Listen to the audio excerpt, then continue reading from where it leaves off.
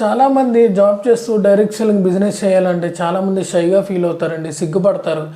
కొంతమంది అయితే భయపడతారు. ఎందుకంటే నన్ను చూసి నలుగురు ఏమనుకుంటారో, ఈ ప్రొడక్ట్స్ని అమ్మితే నలుగురు నా కొలీగ్స్ ఏమనుకుంటారో, నా జాబ్ చేసే ఫ్రెండ్స్ ఏమంటారో, లేకపోతే రిలేటివ్స్ ఏమనుకుంటారో అనే భయంతో చాలామంది మంచి ఆపర్చునిటీ వచ్చినా కానీ వదిలేసుకుంటారండి.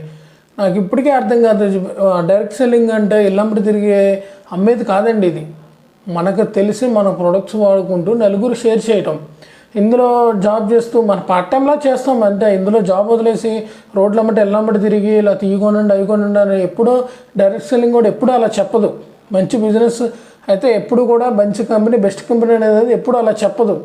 రెండోది ఏంటంటే నలుగురు ఏమనుకుంటారో, నా ఫ్రెండ్స్ ఏమనుకుంటారో, నువ్వు బీటెక్ చేసావు లేకపోతే పీజీ చేసావు కదా, నలుగురు నేను అమ్ముకోవటం చూసి ఏమనుకుంటారు అని చాలామంది ఇంట్రెస్ట్ ఉన్నా సరే ఈ యొక్క నలుగురు వల్ల అక్కడికి వచ్చి ఆగిపోతారు అనమాట. ఒకే శాలరీ మీద లైఫ్ లాంగ్ బతికే మైండ్ సెట్తోనే ఉండిపోతారు. నేను ఇప్పుడు చాలామంది చూడండి, మీరు జాబ్ చేసుకుంటూ పార్ట్ టైం జాబ్స్ కానీ బిజినెస్ కానీ ఎంతమంది చేయట్లేదు బయట. ఇప్పుడు ఫర్ ఎగ్జాంపుల్ ఫ్రీలాన్సింగ్ ఎంతమంది చేయట్లేదు జాబ్ చేసుకుంటూ, అండ్ ఇంకోటి యూట్యూబర్స్ ఎంతమంది చేయట్లేదు జాబ్ చేసుకుంటూ, ఇంకోటి వర్క్ ఫ్రమ్ హోమ్ అని, వర్క్ ఫ్రమ్ బిజినెస్ అని, లేకపోతే ఇంకా కొంతమంది అయితే ర్యాపిడోలు తోలుకుంటున్నారు కొంతమంది. మా ఫ్రెండ్స్ అయితే చాలామంది అది సెకండ్ సోర్స్ ఆఫ్ ఇన్కమ్ ఏం కాదా అంటే ఇది కూడా, దాంతోపాటు ఇది కూడా డైరెక్ట్ సెల్లింగ్ అనేది సెకండ్ సోర్స్ ఆఫ్ ఇన్కమ్ అన్నమాట, ఒక ప్యాసివ్ ఇన్కమ్ అన్నమాట.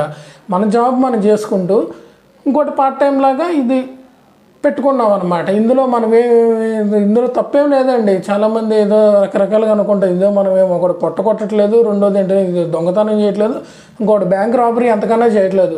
మనకు తెలిసిన ప్రొడక్ట్స్ని నలుగురు షేర్ చేసుకుంటూ మనకు పార్ట్ టైం లాగా యూజ్ అవుతుంది. ఇందులో ఎంతమంది పార్ట్ టైం చేయట్లేదు చెప్పండి. పెద్ద పెద్ద సెలబ్రిటీస్ పార్ట్ టైం చేయట్లేదా?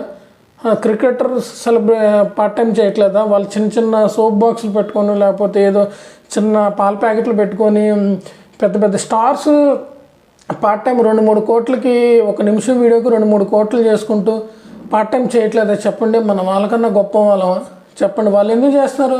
సంవత్సరానికి మంచి సినిమాలు తీసిన టర్న్ ఓవర్ వస్తుంది.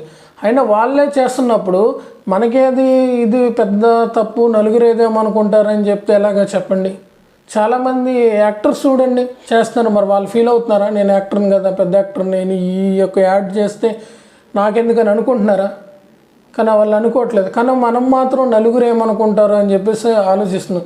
ఇంకోటి ఫ్రెండ్స్, నలుగురు ఏమనుకుంటారు అంటే రేపొద్దున మన ఈఎంఐ వాళ్ళు కట్టరు. మన ఏదైనా హెల్త్ పరంగా ఏదైనా హెల్త్ ఎమర్జెన్సీ అయితే వాళ్ళు మనకు మనీ పే చేయరు.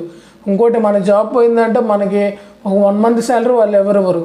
ఇంకోటి నలుగురు ఏదో ఎగతాలు చేశారని చెప్పేసి బెస్ట్ ఆపర్చునిటీ వచ్చినప్పుడు మనం దాన్ని వదిలేస్తే ఎంత వెనక్కి వెళ్ళిపోతామంటే ఇంకా దానికన్నా ఒక దురదృష్టవంతులు ఇంకోటి ఏం లేదు. రెండోది, చాలామంది 50-60 సంవత్సరాలు వచ్చిన ఇంకా కష్టపడుతున్నారు. నేను బయట చూస్తున్నాను. వాళ్ళు కనుక అదే మన ఏజ్లో ఉన్నప్పుడు మంచిగా ఇలాంటి ఒక మంచి కంపెనీలు జాయిన్ అయ్యి ఉంటే ఇప్పుడు వాళ్ళకి అలా అంత కష్టం వచ్చేదంటారా?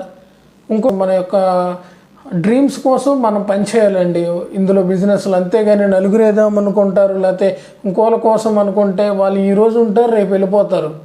రేపొద్దున నువ్వు ఇలాంటి డైరెక్ట్ సెల్లింగ్లో మనం సక్సెస్ అయితే రేపొద్దున వాళ్ళే మనల్ని వచ్చి అడుగుతారు, ఎలారా ఆ రోజు నేను వాడు చెప్పినప్పుడు జాయిన్ అయినా బాగుండదు, ఈరోజు నాకు సగం ఇన్కమ్ వచ్చేది కదా, లేకపోతే నేను ఎంత తప్పు చేశాను అలా సార్ ఇప్పటికైనా ఏమైంది మనల్ని వచ్చి అడుగుతారు మన సక్సెస్ చూసి. అలా నేనేమంటానంటే జాబ్ అనేది వేస్ట్ అని నేను అన్ను, కానీ సెకండ్ సోర్స్ ఆఫ్ ఇన్కమ్ ఉండాలని చెప్పేసి నేను అంటున్నాను. ఇప్పుడు కూడా నేను జాబ్ చేస్తూనే ఉన్నాను ఇంటీరియర్ ఇంజనీర్గా, కానీ డైరెక్ట్ సెల్లింగ్లో కూడా బిజినెస్ చేస్తున్నాను. ఎందుకు? ఒక పాసివ్ ఇన్కమ్ ఉంటుంది. రేపొద్దున జాబ్ పోయినా కానీ నాకు ఈ డైరెక్ట్ సెల్లింగ్ ఇన్కమ్ ఉంటుంది. అండ్ నా ఫ్యామిలీ కూడా నన్ను చాలామంది అంటారండి, ఈ ప్రొడక్ట్స్ ఏంటి, సేలింగ్ ఏంటి అని చెప్పి చాలామంది చాలా రకాలుగా అనుకుంటారు. కొలీగ్స్ కూడా అనుకుంటాను. నేను అవన్నీ ఇగ్నోర్ చేసేస్తాను. ఎవడో నాకు ఏమైనా వాళ్ళు కట్టరు నా యొక్క, లేకపోతే ఏదైనా ఎమర్జెన్సీ అయితే వాళ్ళు నాకు ఇవ్వరని చెప్పేసి నేను వాళ్ళది ఇగ్నోర్ చేసేస్తాను. మనకి తెలిసిన వారికి కొలీగ్స్కి వాళ్ళకి షేర్ చేస్తాము. అండ్ అలాగే మనకు నచ్చి వాళ్ళకి నచ్చి మనం కూడా జాయిన్ అవుతాం అనుకున్న వాళ్ళు వస్తారు, వాళ్ళకే మనం బిజినెస్ చెప్తాము. ఆ తర్వాత నచ్చినోడి గురించి మనం ఎలా వదిలేస్తాము, రేపొద్దున అతనే తెలుసుకొని మన దగ్గరకు వస్తారు. ఇది ఫ్రెండ్స్ నేను చెప్పాలనుకున్న మెయిన్ పాయింట్ ఏంటంటే డైరెక్ట్ సెల్లింగ్ చేస్తూ చాలామంది షైగా అంటే సిగ్గుపడతారు. నలుగురు ఏమనుకుంటారు, ఒకవేళ మంచిగా సరే ఈ జాబ్ నేను చేయలేకపోతున్నాను, లేకపోతే తక్కువ శాలరీ వస్తుంది కదా, సెకండ్ సోర్స్ ఆఫ్ ఇన్కమ్ ఇదేదో ప్లాన్షిప్ బాగుంది జాయిన్ అవుదాం అనుకున్న వాళ్ళు కూడా ఈ నలుగురు ఏమనుకుంటారు అంటే నువ్వు బీటెక్ చేస్తావు, ఈ ఏంట్రా బాబు ప్రొడక్ట్లు అమ్ముకోవటం, మేము ఆల్రెడీ ఇలాంటి కంపెనీలు చూసి మోసపోయాం రా బాబు, మళ్ళీ నువ్వు ఇదే బాటలోకి వచ్చే వాళ్ళు చాలామంది కూడా అనేవాళ్ళు ఉంటారు కూడా. నేను ఒకటే అడుగుతున్నాను, చాలామంది బయట డైరెక్ట్ సెల్లింగ్లో చాలా ఫ్రాడ్ కంపెనీస్ ఉన్నాయి, లేవని నేను అన్ను, అలాగే జెన్యూన్ కంపెనీస్ కూడా ఉన్నాయి. అందుకనే జాయిన్ అయ్యే ముందు అసలు డైరెక్ట్ సెల్లింగ్ ఎలాంటిది ఏంటి అనే రూల్స్ అవన్నీ కరెక్ట్గా ఉన్నాయా లేదా అని ఒక మంచి కంపెనీలో జాయిన్ అయినప్పుడు తెలుస్తుంది అసలు ఏంటి డైరెక్ట్ సెల్లింగ్ బిజినెస్ ఏంటి, దాని యొక్క హిస్టరీ ఏంటి, దాని లైఫ్ ఎలా ఉంటుంది రేపొద్దునని. ఇది ఫ్రెండ్స్ నేను చెప్పాలనుకున్న చిన్న టాపిక్. మీకు ఎలా అనిపించిందో మీ కామెంట్ చేయండి, లైక్ చేయండి, షేర్ చేయండి. అలాగే మీరు కూడా నాలాగా మంచి డైరెక్ట్ సెల్లింగ్లో జాబ్ చేస్తూ బిజినెస్ చేయాలనుకుంటే, బెస్ట్ కంపెనీ జాయిన్ అవ్వాలనుకుంటే నా నంబరు డిస్క్రిప్షన్లో లింక్